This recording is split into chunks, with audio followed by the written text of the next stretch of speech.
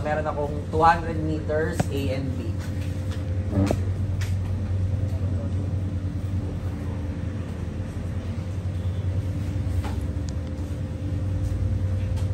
Then 25 ampere, 50, 7, 30 at saka 40.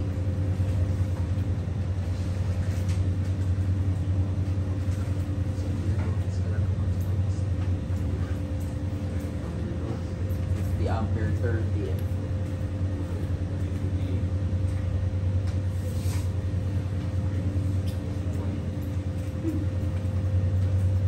230 volts, 235. Ayan lang yung iba.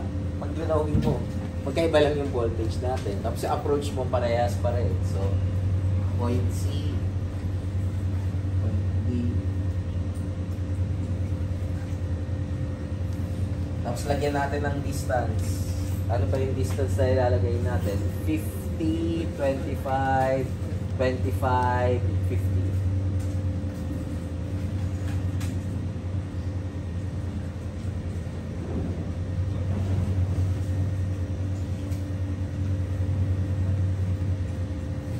Alpa, saan natin ano yan?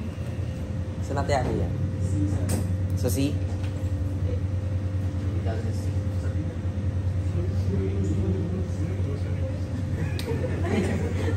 Ha?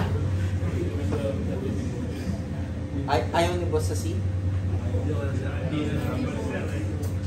Di ba, boss, yung sa kasunod na lang, boss? Okay, 230 volts.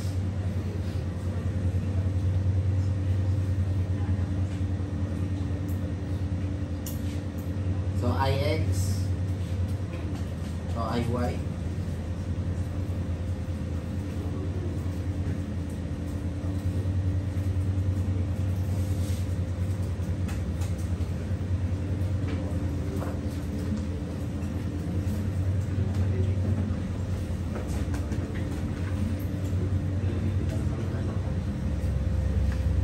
So, mag-apply tayo ng Kirchhoff's current law.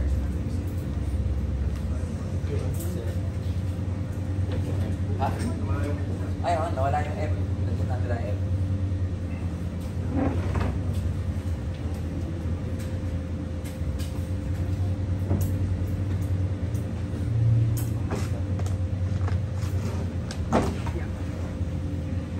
So, lagyan natin ng current dito, di ba? Current.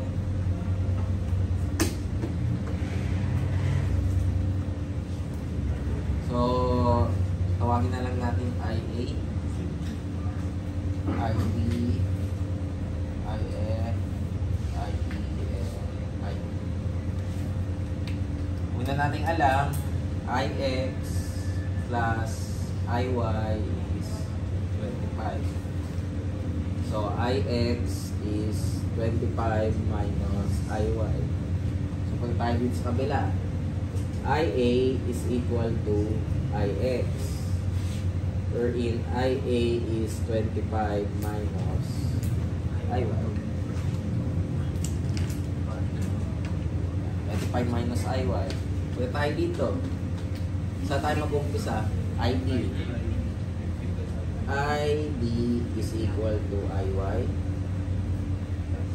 IE is equal to 50 plus IY. IF is equal to IE plus 30 na magiging 80 plus IY. IB is equal to 40 plus IF kaya magiging 120 plus IY. So walang pinagkaiba kung paano nyo sinusolve yung mga una yung problem dito. Kaya nga pwede hindi na nga lang tayo magbigay ng example dyan. Kasi pare-parehas lang naman yung approach natin dyan. Pero bibigyan natin para at least ma-refresh nyo. Kung hindi man ma-refresh, maalala. Kung hindi maalala, matutunan kung paano siya gawin. So yan mga current natin. So may mga current tayo, kunin na natin yung mga resistance natin. So ilan yung nakalagay? Per kilometer of one conductor.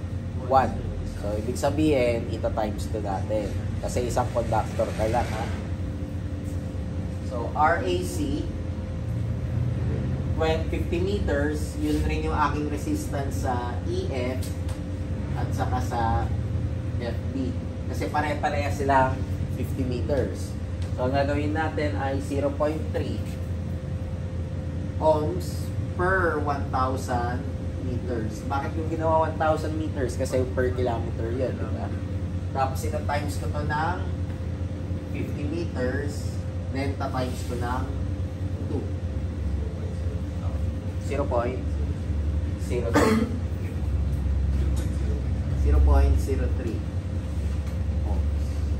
Okay, then yung kasunod, RCD is equal to RDE, which is 0.3 ohm per 1,000 times 25 meters times 2. 0.015. Okay na tayo. So, since meron na tayo doon, pwede na natin gawin yung favorite natin. Magki-KBL tayo.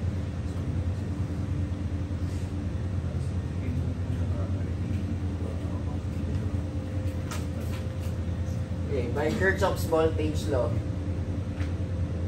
Dito tayo sa una. 230 minus 25 minus IY. Yun yung IA, di ba? Times yung resistance natin, AC, minus BC is equal to 0. So, ilan yung BC natin? Ito, yung RAC magiging 0.03. So, 230 minus 25 times 0.03. 229.25 plus 0.03 IY. Equation 1. Gagamitin natin yan mamaya kasi hindi tayo naghati, di ba? Kung saan ka naghati, tatandaan mo, yun yung dalawang equation na pagsasamahin natin. So, gagamitin natin to. Ito yung equation to natin mamaya pag nag-ABL tayo dyan. Pero, hindi tayo makapag-ABL dyan kasi hindi tayo mag-umpisa. So, umpisahan natin dito, 235. So, yun lang yung nagbago. Naging 235 lang, imbis na naging 230. Pero, ulitin mo yan, isa, dalawa, tatlo, apat. Kasi, apat na KBL yan.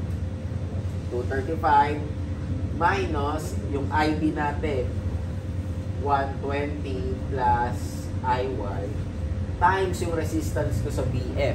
Ano ba resistance ko sa BF? 0.03. Minus BF is equal to 0. So, ilan yung BF natin? 235 minus 120 times 0.03.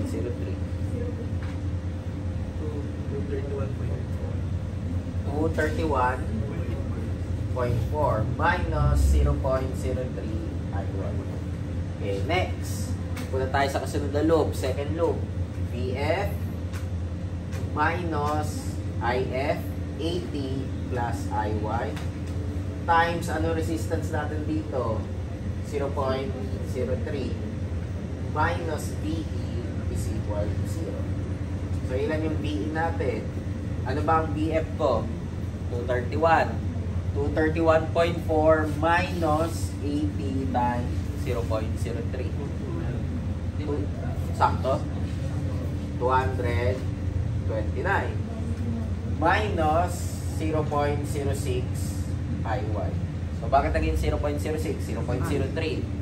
0.03. Kaya pinag-add natin. Okay, next. Dito tayo.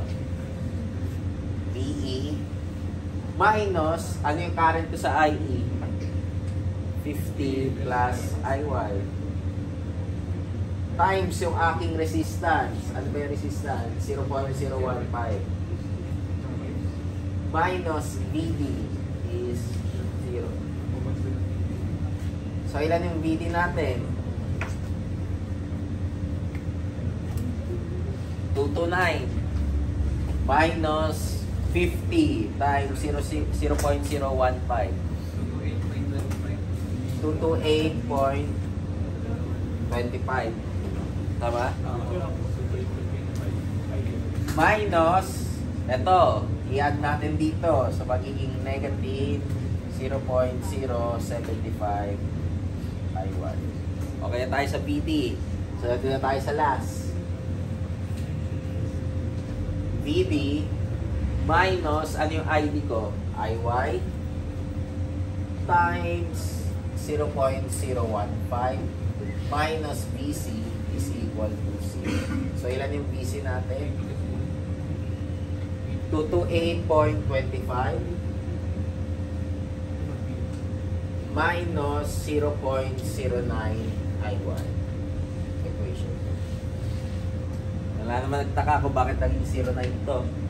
Inad natin yung 0.75 sa 0.15. So, meron na akong dalawang equation. Equation 1 and equation 2. So, i-equal natin. 229.25 plus 0.03 IY equal to 228.25 minus 0.09 IY. So, ilan yung IY natin?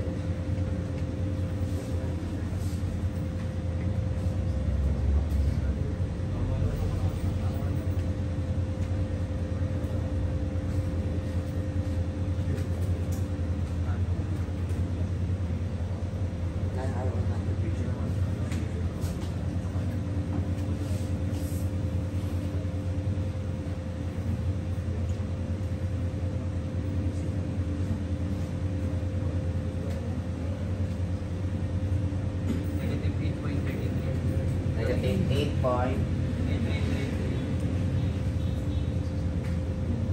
So, kunin natin yung aking IA. Ay, kailangan ba natin IA? Ano pa yung nanap? Currents in various section. So, pwede natin kunin yun. So, ilan yung aking IA? IB, IB, IE, and IF. Substitute na lang natin siya.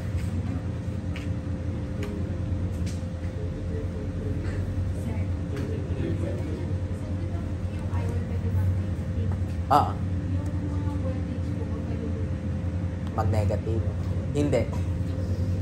Hindi mo pwede gawing negative ang voltage, ha? Kasi isipin mo na lang kung gawin, ay di, pag ginawa mong negative yung voltage, ibig sabihin baliktad yung polarity.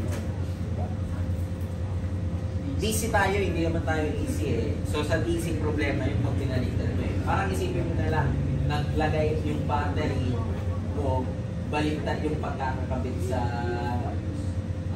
cellphone or whatever. Hindi ka dati yung cellphone. Kasi DC tayo ah. Pero kung AC yan, okay lang baliktad rin.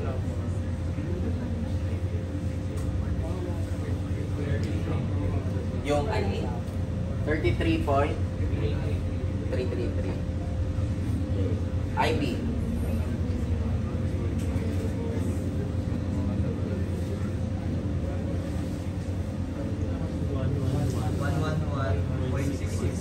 Ilang 1? 0.66.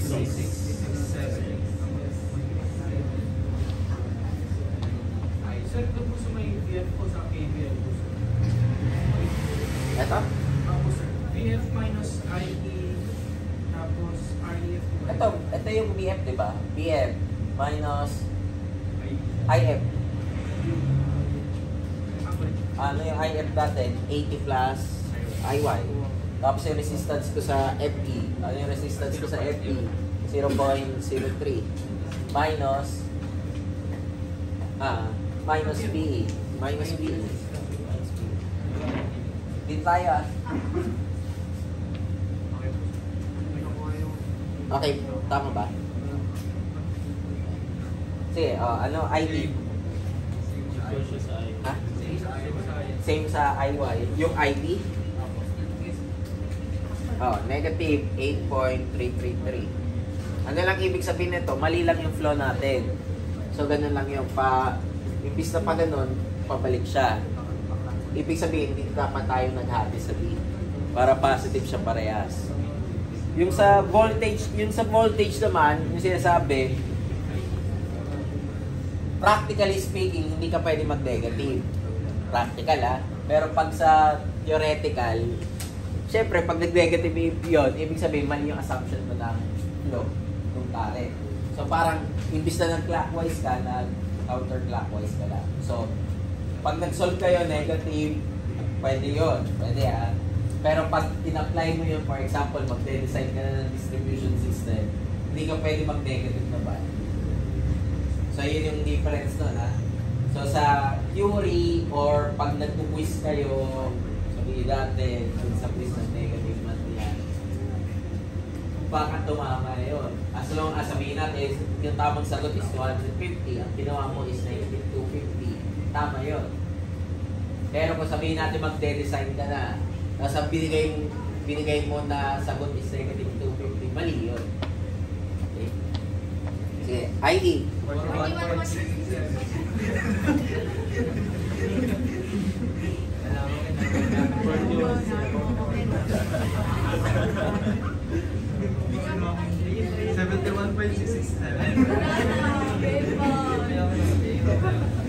Sana po gaano kayong galing dyan sa pagsagot, ganun rin sa quiz, no? 71.6667. Okay. So, ito yung lahat ng mga current natin in each section, kasi may mga sections tayo. 1, 2, 3, 4, 5. Yan yung mga sections. Sinasabi doon. Okay, yung kasunod, ano yung hinanap natin kasunod? Minimum voltage and the point at which it occurs. So, kunin natin si C, D, E, at saka F. 29.000. Wala na kasunod? Pinalagay mo pa yung 000 kung wala naman kasunod. Bibagsak na yun. Kaya alam mo na gagawin ka yung atot sa...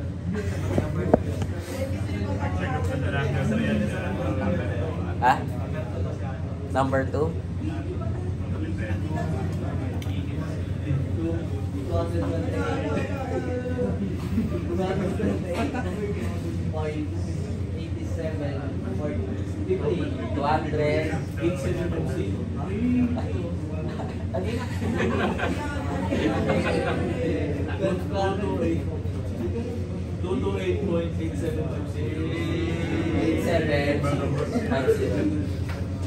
Alpha, hindi ka sumasagot Alpha. 229.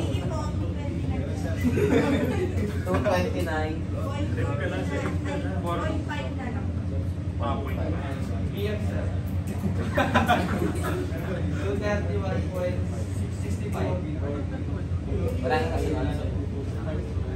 Sana ganyan kayo palagi, no? Hindi lang na yun. Okay, so ano yung pinakamababa?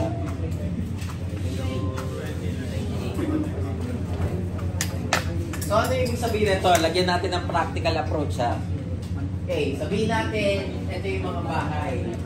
Mga bahay yan. Nasa distribution feeder tayo, nasa distribution lang tayo. Yung pinakamababa yung voltage niyan is at point D. Ito, 228. So, mapapansin nyo, pag mas mataas yung kuryente doon, syempre, mas mataas yung voltage drop. So, ano ang pwede mong gawin dyan? Karaniwan, ang ginagawa natin kung alternating current yan, naglalagay tayo ng capacitor para tumaas yung current mo. Tumaas yung voltage mo. Yun yung isa. Kung ayaw mong gawin yun, ano gagawin natin sa size ng feeder mo? Lalakihan natin. Kasi pag mas malaki yung size ng feeder mo, mas liliit yung resistance. Di ba, kung titignan nyo yung PEC, kung binuksan nyo na yung PEC, hindi ko alam kung hanggang ngayon, binubuksan nyo. Basta, pang-weights nyo lang yun kasi mabila. Di ba, may number 14, may number 16, may number 18. Mapapansin nyo magkakaiba yung capacity nun. Mas maliit yung number, mas 74. Mas maliit yung capacity, tama ba? Mas malaki yung capacity. Yung 14, 16, 18 ang sinasabi natin AWG, American Wire Gauge.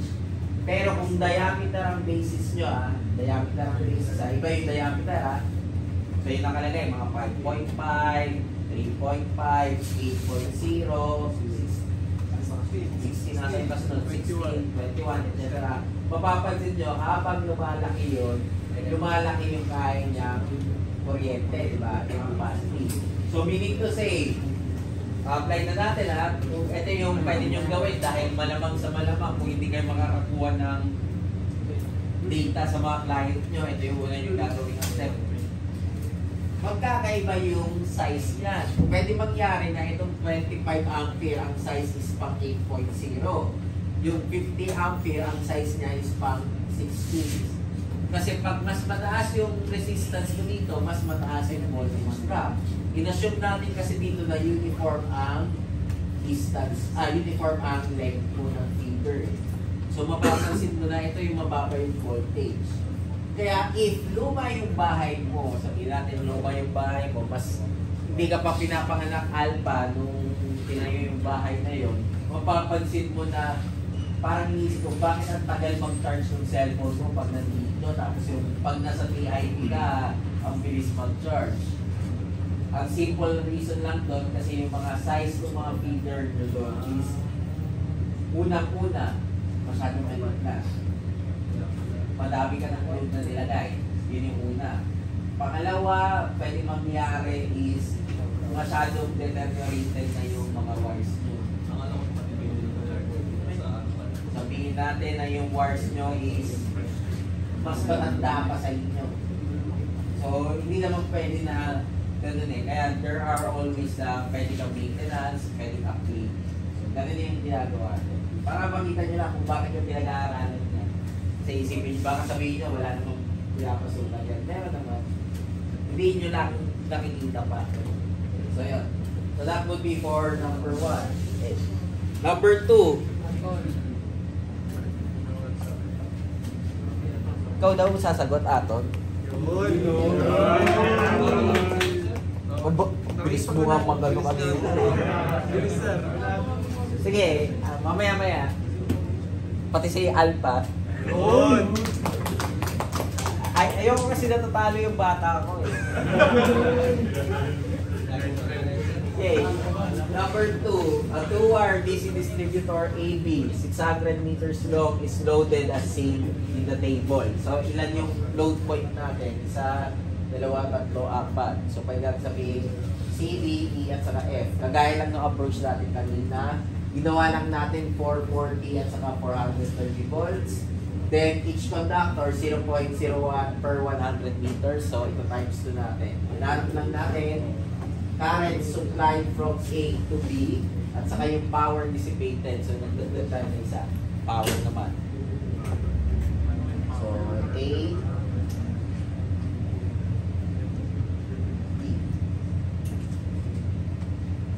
100, 200, 250, and 300.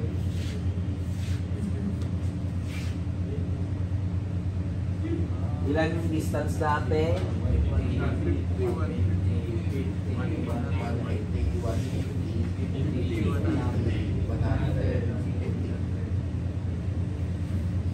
440 volts. Ay, hindi pa sir, 150 yung 150. Sir, 150 po yung 150. 150 rin yung huli? Yung huli po. 600.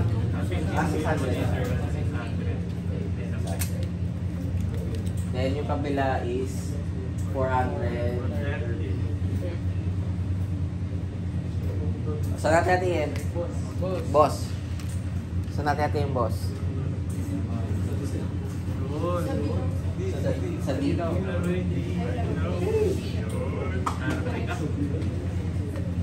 Tingnan natin kung walang negative dito.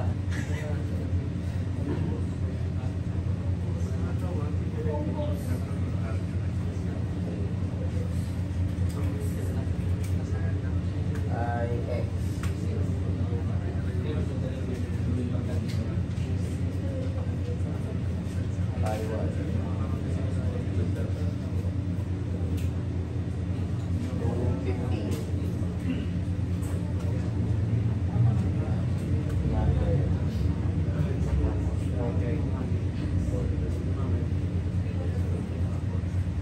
So, Ix plus Iy is 200. So, Ix is 200 minus Iy. Isa tayo dito. Tawagan natin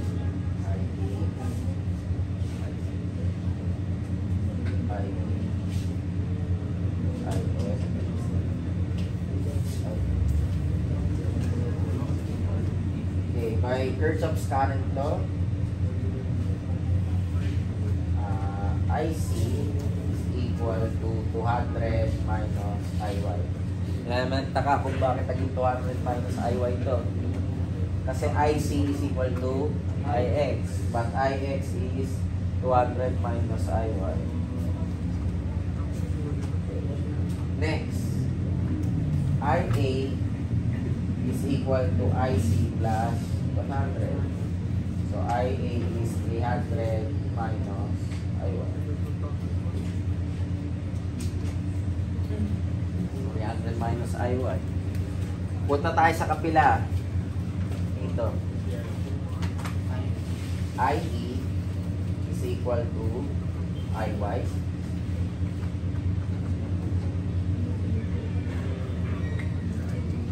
IM is equal to 250 plus IY. Kasi yung IY natin, yun yung IE. IB is equal to 550 plus IY. Tama ba? Kasi 300 plus IM. So 300 plus IM. So ano ba IM ko? 250 plus IY. Nagdagan mo ng 300, kaya naging 550 plus IY.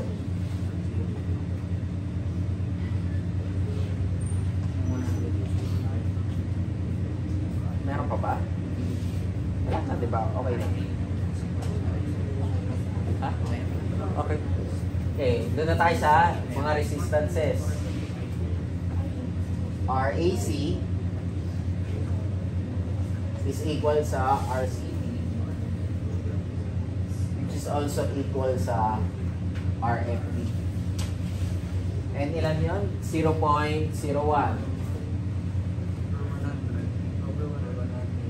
per 100 times 2 times ano yung aking distance? 150. So ilan? 0. Oh. Okay. Sige tayo R2. 0.01 over 100 times 2 times 50. 0.01. Okay. And REF. 100 times 2 times 100. 0.0.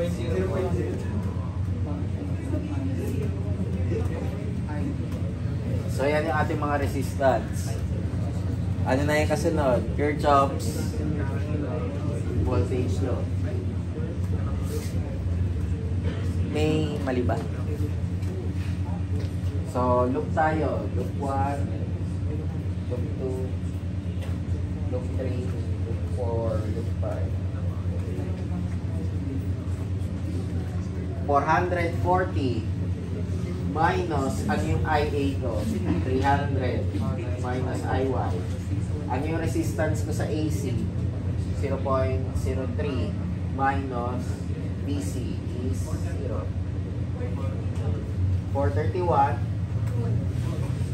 minus plus 0.03 IY. Negative, negative. So plus. Okay, then yung kasunod natin na loop, DC minus 200 minus IY times RCD 0.03 minus B. Kailan? 425 plus 0.06.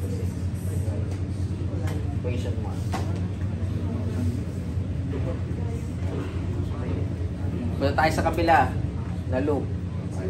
430 minus 550 plus IY. Ano yung aking BF? 0.03 minus BF is equal to 413.5 minus 0.03 IY. Okay, next. BF minus, ano yung IF natin? 250 plus IY. Ano yung resistance ko doon? 0.02 minus VE is 0. So, ilan yung VE natin? 408.5 minus 0.05 IY. Okay, then yung huli natin, VE minus ano yung aking IE? IY times yung resistance 0.01 minus VE 408.5 minus 0.06 equation 2. O, pagsamahin natin yung equation 1 and equation 2. So, 1 is equal to 2. 425 plus 0.06 IY is 408.5 minus 0.06 IY.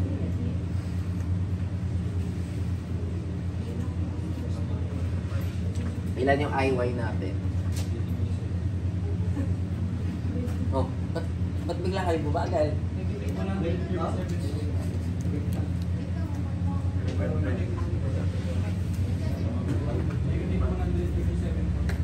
Negative 137.5. So, ano yung hinanap natin? Current supplied from A to B. So, lahat pupunyin natin. IA, IC, IB, IF. 437.5. Yung una? Oo, tama. 437.5.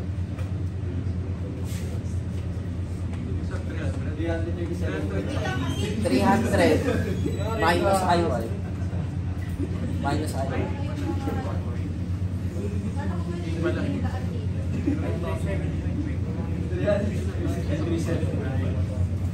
Yung alin? 337.5.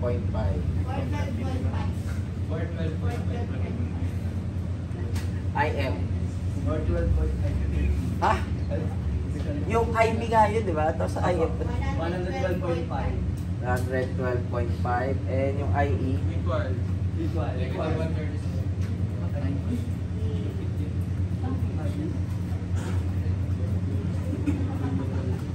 Then, ano yung uli? Power dissipated in the distributor.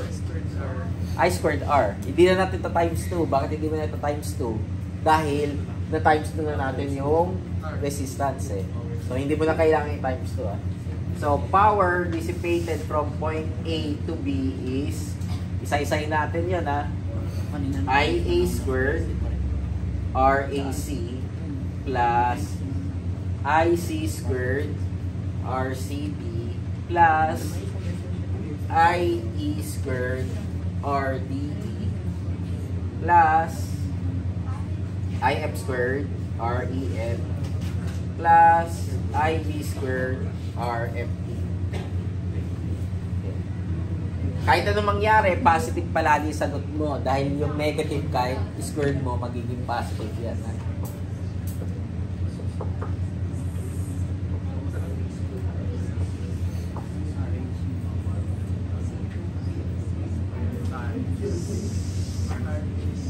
Okay. Ano ba ibig sabihin ng dissipated?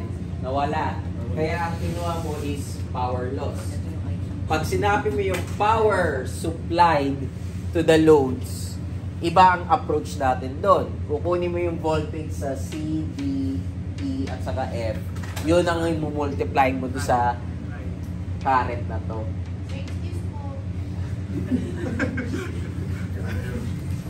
VI lang sa'yo na pag VI lang yon. So, ulitin natin power dissipated, ibig sabihin power loss. Pero power on each load, ang kinukuha mo is yung VI. Yung voltage do sa load point na yon, mumultiply mo doon sa current loading mo doon. So, 14,000. 706.25 watts or 14.7062 kilowatts. Kahit alin dyan sa dalawa pwede.